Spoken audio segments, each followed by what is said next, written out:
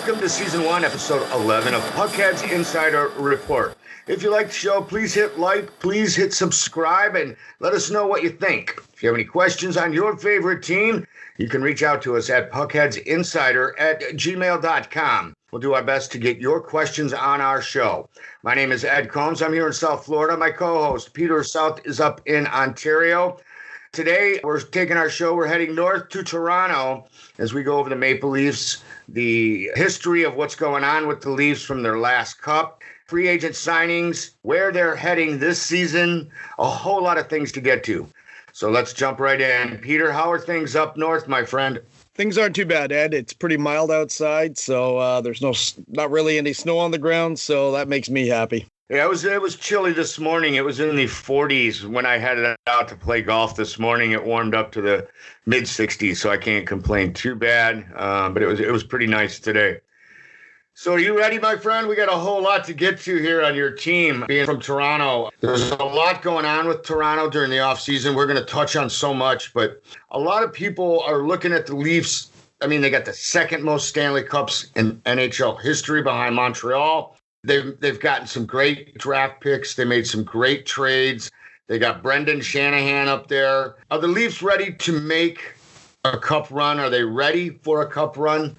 Well, I think they were last year, or at least they thought they were last year, until they ran into Columbus during the qualifying round of the playoffs. They got knocked out 3-2 in that 5-game series.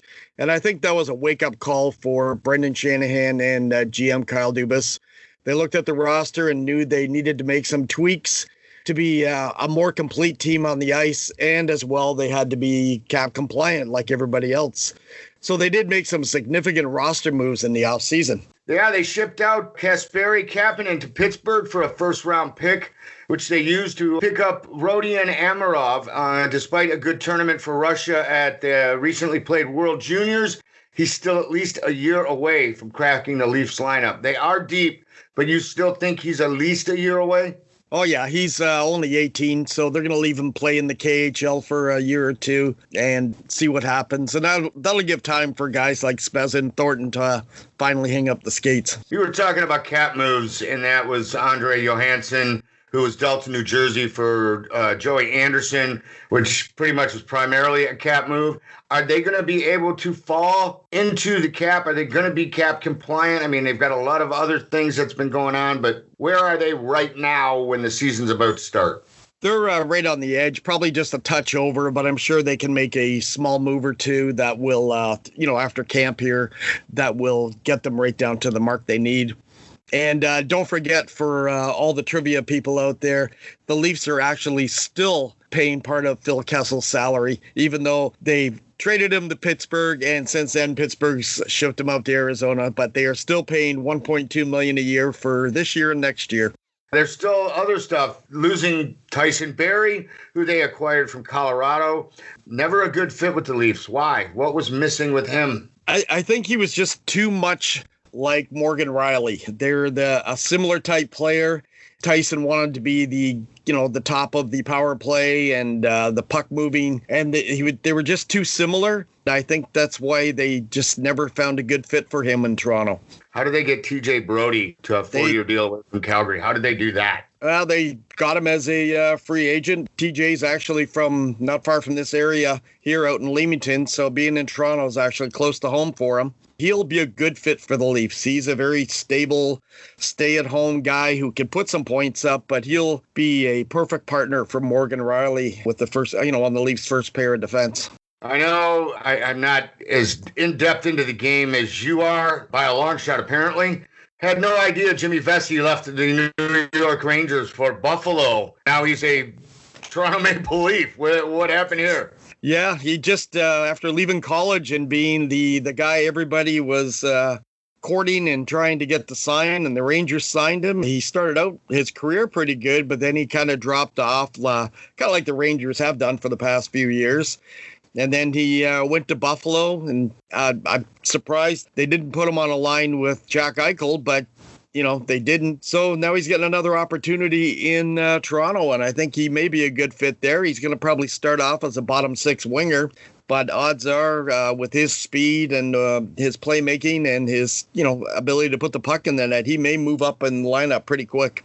Correct me if I'm wrong. He wasn't drafted. He signed with the Rangers as a free agent, moves to Buffalo. Now he's in Toronto.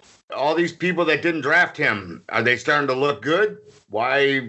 What happened? Why isn't he a fit with the New York Rangers? Why wasn't he a fit with the Buffalo Sabres? Why will he be a fit with the Toronto Maple Leafs? It's funny, Ed. So many players, they just fall into the right team with the right line mates, and then their talent flourishes, their career flourishes. And there's just been so many quality players who've been in the league.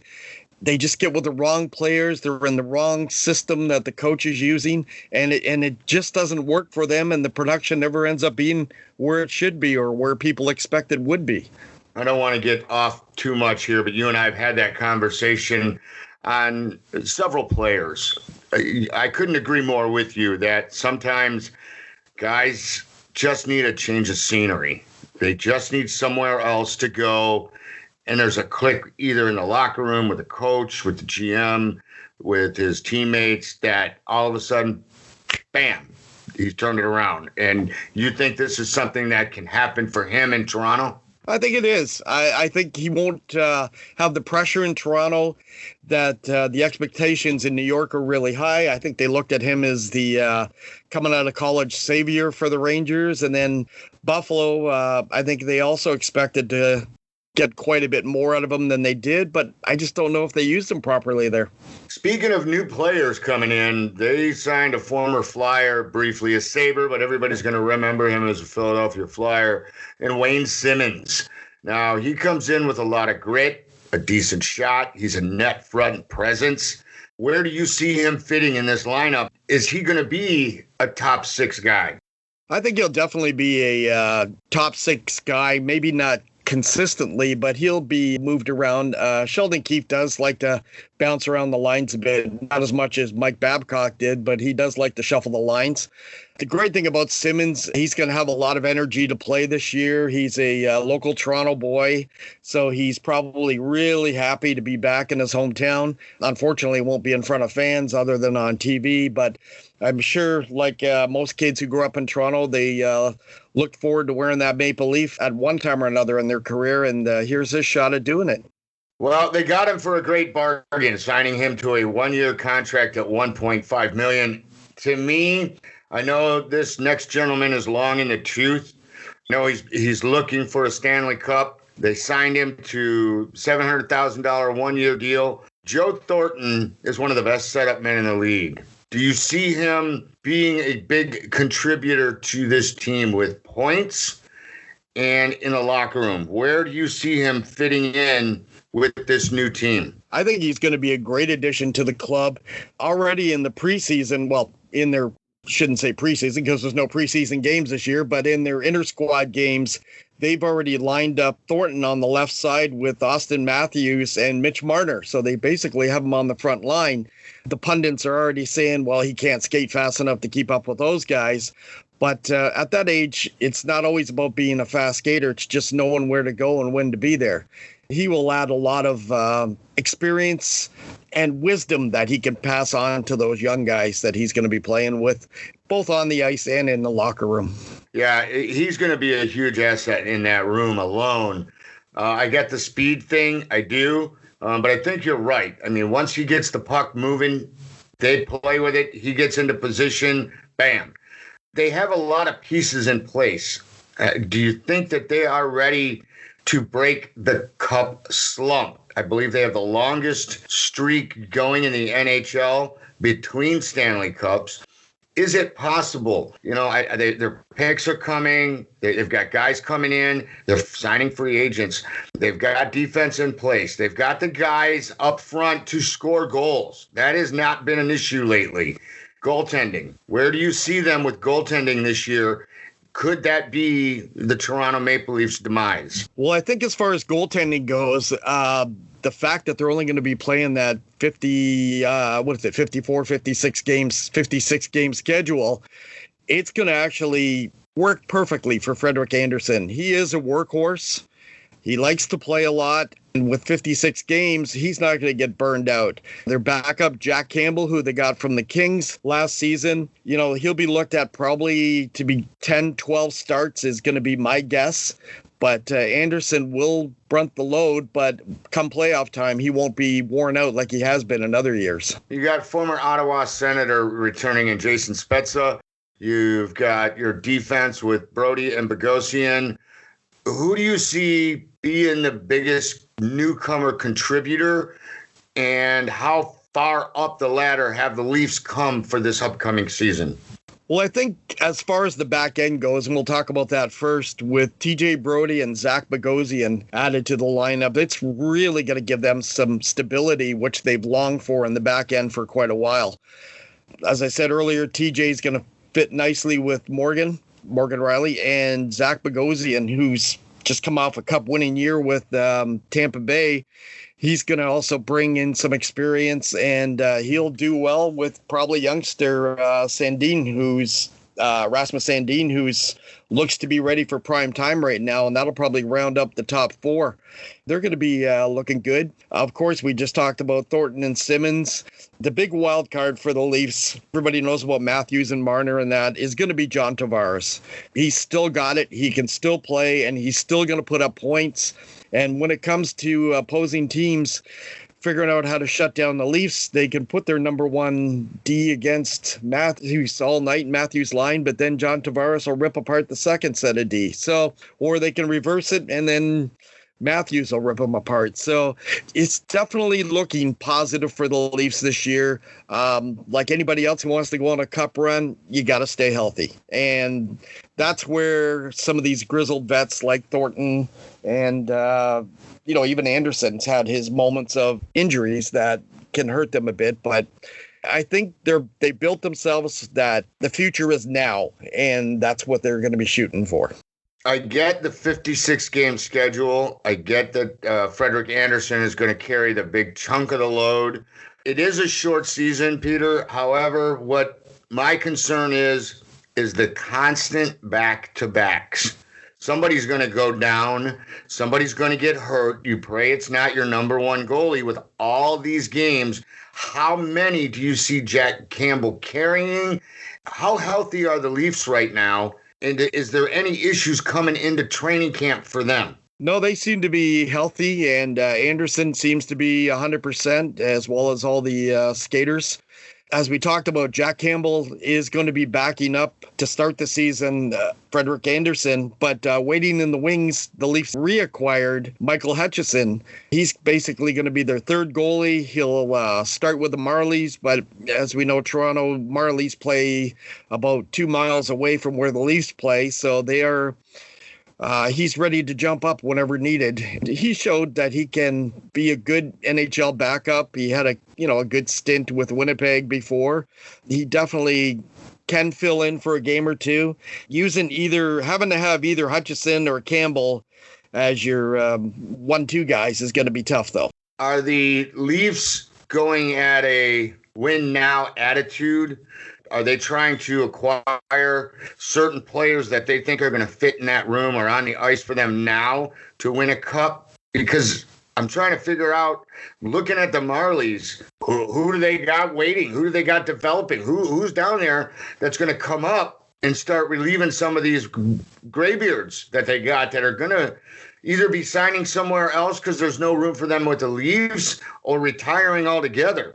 Well, as we talked about earlier, they do have some young players. Their first-round draft pick this year, Amarov, he's going to be there in a year or two. They have Nick Robertson, who passed on playing for the U.S. team at the World Juniors and missed out on a gold medal. He should crack the lineup as a bottom 6 this year, but he will definitely be a player who will move up and fill one of those top 6 roles with the forwards. Rasmus Sandin is a blue liner who is got some great future ahead of him. I mean, he's got so much talent, and he's just going to get better and better every year. So they got a couple of guys in the wings, depending on where they they finish in the next few years, and any trades that are made, they could be losing picks. They could be gaining picks. Is there any concern in Toronto that falling so far down, are they going to be able to keep the rotation going of guys developing? Well, that's where the skill of a general manager comes in. And, they got to make sure they assess their players properly and move them to other teams when either their contracts become too rich or their legs become a little too old. Try to get some picks back from there. We still have a lot to get to with the Toronto Maple Leafs, the Toronto Marlies, what's happening with their ECHL affiliate, our picks. We have our division winners, we have our dark horses, and our Stanley Cup winners.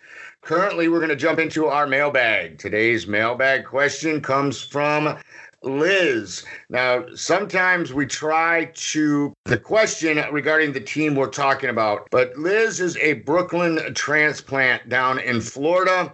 She's a huge Rangers fan. Her question is, what is happening with Henrik Lundqvist? She says, I'm a big Ranger fan, and it was sad that he left, but now having open heart surgery, do you have any updates on his health or if he will ever play again? Peter, what do you know? Have you heard anything? Do you have any insight? Well, what I heard is he went through a 5-hour surgery. I think it was Friday he tweeted out. So that was like 5 days ago. He said he went through the 5-hour surgery and is doing great and progressing well. So that in itself is great. His health and his, future way of life is the most important thing. Whether he gets back between the net, knowing his demeanor, I'm sure he's going to do everything possible to make that happen. Not for this year, but he'll definitely work towards it for next year. When you look at the Leafs AHL affiliate, we touched on this briefly before the question on the Henrik Lundqvist, who we are hoping and praying he does come through this. He battles through this. He's able to play another season and do his 1 year with Washington. Toronto Maple Leafs, there really aren't too many players on that team that are being developed for the future. You mentioned a few that were in a tournament, a few that they've got getting ready to come up. But for the future, because the future is now with the Leafs, and they want their AHL franchise to be ready to send players up to the Leafs, what is it going to take? What's necessary to keep these guys rotating to get them up to the Leafs, but have the talent there to help the Leafs? Well, as you said, Ed, there's not a whole lot of development going on with the Marlies right now. They have some good players who are definitely capable of stepping up to the Leafs, but the development process isn't there to make the Marlies in AHL power. They are definitely set up right now to be the stepping stone to the Leafs should any of their players go down. They have some good quality players like Jeremy Bracco, who surprisingly could be playing for any NHL club in the league right now. He's that much talent. They also have Richard Clune and Kenny Agostino, who are all capable in stepping in and playing a good role for the Leafs. On the back end, they've been developing, one player they have been developing is Timothy Liljegren, and he is poised to be a regular on the Leafs blue line in the future. But at 21 years of age, they want him to get a lot of developmental minutes in the AHL. But they will and have pulled him up in the past, and he is not a player who looks out of place when he comes up with them. They want to go into the overripe process. I get it. Where are the Marlies fitting in the league in the AHL? Where do they fall? First, second, last? Where are they in their division? Where are they in the conference? Well, they're going to be playing in the Canadian division this year, which is going to have, I think it's 4 teams in it. So that should be interesting to see. But a few years ago, the Marlies actually won the Calder Cup as the top team in the American Hockey League. But like I said, the focus now is on getting players ready to play for the Leafs and not so much of winning championships at the AHL level. That different mindset determines the type of players you're going to have. And you get some of these smaller AHL towns where it's important that they have a lot of success. The development of players is kind of put more on the back burner as they bring in a lot more veterans who will help them win right now at that level. So the Leafs aren't going that way like they had been, but they have some good players there. They'll be competitive. They'll be middle to bottom of the pack in the American Hockey League. But like I said, they'll have the players who are ready to step in with the Leafs if needed. We've got more to get to with the Toronto Maple Leafs. Right now it's time for I Bet You Didn't Know. Today's I Bet You Didn't Know. Matt Sundin played with the Toronto Maple Leafs from 1994 to 2008, scoring 420 regular season goals. Whose Maple Leaf team record of 389 goals did Sundin eclipse during the 07-08 season? Is it A, Davy Keon, B, Boris Salming, C, Daryl Sittler, or D, Frank Mahovlich? One more time, it's I Bet You Didn't Know. Matt Sundin played for the Maple Leafs from 1994 to 2008, 420 regular season goals. Who is the Maple Leaf teammate with a record of 389 goals did Sundin eclipse during the 07-08 season? Is it A, Davy Keon? Is it B, Boris Salming? C, Daryl Sittler? Or D, Frank Mahovlich? We were going to find out how smart you are later in the show as we continue on. ECHL. Who is the Toronto Maple Leafs affiliate, Peter? That would be the Newfoundland Growlers, and they're part of the large group of teams that opted out for this upcoming season. They're part of that North Division that the whole North Division, the ECHL, decided to opt out for this coming year. And I want to make sure our listeners understand some of the teams that are opting out partly because of money. There's no fans, there's no television, there's none of this stuff. And it's not all Canadian teams. We have several American teams in the ECHL that have opted out of this season. Am I correct? Absolutely. The most recently being who we talked about last week was the St. Louis Blues. Their brand new franchise in Springfield have opted out for this year as well. Do you see this being a struggle for some of these teams to start back up again when the season goes back to normal and the 21-22 season begins? Or do you see some of these teams doing what a lot of businesses have had to do, and that's fold up, close the doors, and lock it up? No, I think by opting out, some of them are being really smart, and as opposed to teasing their fans with, we're going to play and then getting shut down and starting back up and all that kind of stuff. They're just saying, no, we are going to stay black for this year, but we'll keep in contact with you and let you know what's happening and get you excited about when we can get the buildings filled back up again. How is this going to affect those players who obviously when Toronto calls guys up from the Marlies got to get guys from somewhere. Obviously, Newfoundland isn't playing. Where are they getting them from? Well, a lot of those players, they're still under contract with the Leafs, some of the players in Newfoundland, and they're doing their best to get them assigned to other ECHL teams so that they can have them available to play for the Marlies. And I guess one good thing about the American Hockey League is, unlike the NHL and the ECHL, they don't have a roster limit, so they can carry as many players as they want in that league.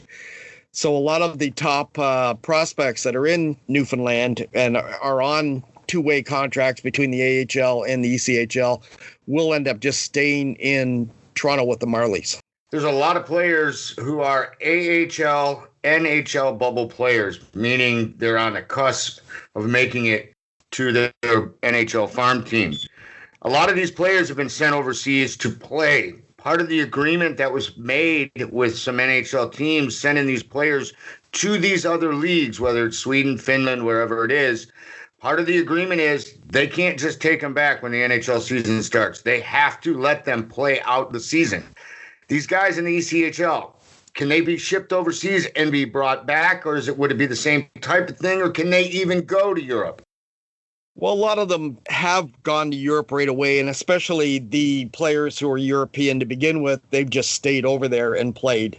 And they're technically loaned by the NHL franchise to allow them to play. So that's one way around it. But there are so many players right now, again, with the number of AHL teams who have stayed dark this year. There's a lot of players floating around who are looking for jobs. That goes for both the ECHL and American Hockey League. So getting players, I don't think be an issue, but getting NHL caliber players, well, those are going to be in those towns. And it's going to be interesting to see how, for example, how St. Louis does it, where they're going to put all their top guys. Are they going to try to keep them on a taxi squad with the Blues, or are they going to try to find room on another team and have them loaned out to, for example, Toronto Marlies? How many AHL teams have shut down? That's not a big number, is it? No, I know 3 for sure. Again, they're not scheduled to start until the beginning of February. But you also have Montreal has a team that's in a suburb of Montreal. Where it does become difficult, though, is you look at especially the Western Canadian teams like Edmonton and Calgary, for example. Their farm club is down in California. The Winnipeg Jets have their farm team right in town with them like the Leafs do. So it will be interesting to see how that transpires, with the border closing and all that kind of stuff. Yeah, because they can't bring guys up from California, right? Because the border's closed. Yeah. What about Vancouver? Vancouver's way out west. Where's their farm team? There's actually in Utica, New York, is where the Utica Comets are the AHL affiliate for Vancouver. There's a bit of a drive, eh?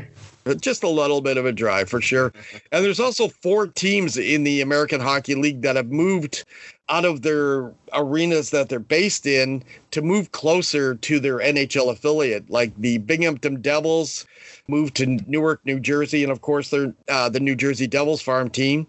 The Ontario Reign have moved to El Segundo, California, which is basically across the road from where the Kings play. And even the Providence Bruins have moved to Marlborough, Mass., which is a suburb of Boston, I think. And the San Diego Gulls have moved to Irvine, California, and they're Anaheim's farm team. So those teams have moved a lot closer just so those players are more accessible to them. With Toronto having the Marlies so close, that's a good thing for them. Detroit's one of the lucky ones. They're 90 minutes, give or take, from Grand Rapids to Detroit. I don't see them getting any closer. How is this going to affect teams in the American Hockey League's divisions, their alignments? Are they realigning like the NHL is? Yes, they are, and they're actually going into 5 divisions, and it's kind of goofy the way they're doing it. They've got the Atlantic division's going to have 3 teams. They're going to have a Pacific division with 8 teams. They don't have a schedule drawn up yet. They're still working on that, but it's interesting how they're going to do this. We've got more to get to yet, kids, so don't go anywhere. We're going to give you our answer to I Bet You Didn't Know. Today's I Bet You Didn't Know is Matt Sundin. He played with the Leafs from 94 to 08, scoring 420 goals. Who was his Maple Leaf teammate that he eclipsed? This teammate had 389 goals. Matt Sundin eclipsed it in 07-08. Is it A, Davey Keon, B, Boris Salming, C, Daryl Sittler, D, Frank Mahovlich? I know you know the answer to this. I'm sure I didn't have to tell you, so give it to us. Who is the player that Matt Sundin surpassed? Daryl Sittler. All right, you are, sir. Daryl Sittler had 916 points, 389 goals. Matt Sundin had 987 points, 420 goals. Did you get that correct? I hope you did. Join us again. We were going to have another one of those. We have them every week. I bet you didn't know. See if you can test your knowledge. All right, let's continue on. Summation with the Leafs. Where do you see them finishing in the All-Canadian division? Because we still got to touch on our division pick winners, our dark horse, and our Stanley Cup. Well, I'll go out on a limb. It's a pretty big limb, but I'll go out on it anyway. And I do expect the Leafs to win the North Division. I don't think it'll be by a landslide, but I do look for them to take it. And I also look for them to go fairly deep in the playoffs this year, providing their core and their veterans stay healthy. Who do you see giving them the biggest headache? Is it Edmonton? Is it Calgary? Who do you see giving them the biggest headache? I think it's going to be the resurgence of the Oilers, and also you can't discount Vancouver. They had a great showing in the playoffs, and I know they're looking to carry on with that. Well, I think we're in agreement there. I think I see Toronto taking that division. My division winners are looking like this. Pittsburgh, Tampa, St. Louis, Toronto. My dark horse I'm going to pick is Buffalo. I think Buffalo could do some damage this season. I think there's some renewed energy on that team. But ultimately, my Stanley Cup winner is going to be the Dallas Stars. I think they're going to go back. I think they've got a lot to prove. I think they're angry. And I think that the Dallas Stars are going to be your 2021 Stanley Cup champions.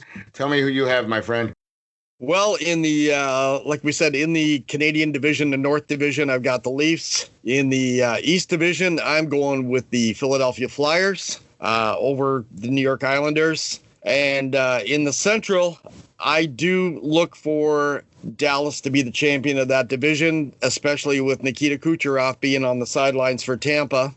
And in the West, and that's going to be where the battle's going to be, when you have Colorado, St. Louis, and Vegas, I'm going with the Blues. As much as I really like Vegas and I like what Colorado's done there too, but I'm going to go with the Blues for a big comeback. And I also have the Blues as my Stanley Cup champion.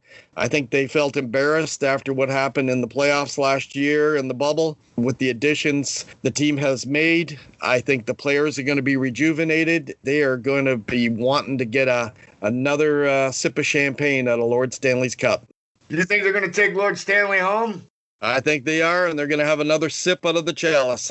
That's going to be weird to see. I don't know. I think Dallas has a lot to prove. They haven't won a cup since '99, and losing to Tampa, they may have a bit to work on to get the cup home. But both picks I think are awesome. I can see St. Louis absolutely unequivocally taking the cup home. All right, you've got Peter's picks. You've got my picks. What are yours? Don't forget, send us an email. You can also hit us up on Facebook at PuckHeads Insider Report. Our email, puckheadsinsider@gmail.com. Let us know who you got. Who's your division winners? Who's your picks to go all the way to the Stanley Cup? And do you have a dark horse? Is it your team? We could find out at the end of the season who's right and who is wrong. We hope you have enjoyed our show. Again, please hit like, please hit the subscribe button. Send us your questions at puckheadsinsider@gmail.com. Our Facebook page, Puckheads Insider Report. My name is Ed Combs. I am here in South Florida for my co-host, Peter South in Windsor, Ontario. Thank you so much for listening, and we look forward to talking hockey again with you next week.